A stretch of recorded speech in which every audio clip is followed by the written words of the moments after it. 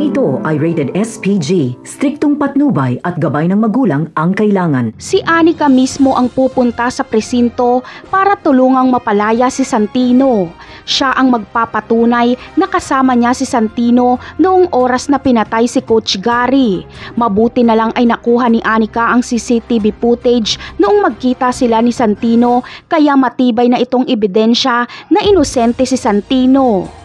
Kaya naman, kahihiyan ito ni Rigor kapag lumabas na ang totoo. Sa taas ng pride ni Rigor ay kahit kitang-kita sa CCTV na kasama ni Santino si Anika noong oras na napatay si Coach Gary ay hindi pa rin papalayain ni Rigor si Santino.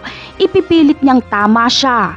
Ayaw niyang mapahiya at hindi niya maamin sa sarili na palpak siyang pulis. Ganon pa man ay wala siyang magagawa kapag lumabas ang pagsusuri ng mga nakuhang fingerprint sa crime scene. Hindi kasi fingerprint ni Santino ang lalabas, kundi fingerprint ni Lawrence. Kaya mapapalaya si Santino at si Lawrence ang makukulong. Sa nangyaring ito ay galit na galit si Suarez kay Rigor dahil sa maling paghuli nito kay Santino at binugbog niya pa ito. Sa kabilang banda naman ay sa pagsusumbong ni Catherine kay Bettina na sinasaktan siya ni Jesus ay kinampihan pa ni Bettina ang impostor na si Jesus. Si Catherine pa daw umano ang may kasalanan. Sa sama ng loob ni Catherine ay hahanapin niya si Tinding para may paglabasan siya ng sama ng loob. Dito ay mapag-aalaman ni Catherine na nandoon sila Tinding sa kulungan ng kabayo. Agad na pupuntahan ni Catherine sila Tinding at papatakasin niya ito.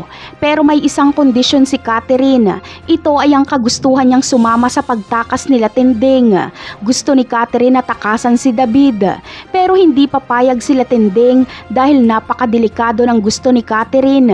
Lalabas kasi na kinidnap nila Tinding si Catherine at tutugisin tuloy sila. Ngunit dito na kaya makikilala ni Tinding kung sino ang asawa ni Catherine? Yan ang aabangan natin sa mga susunod na episode. Paalam!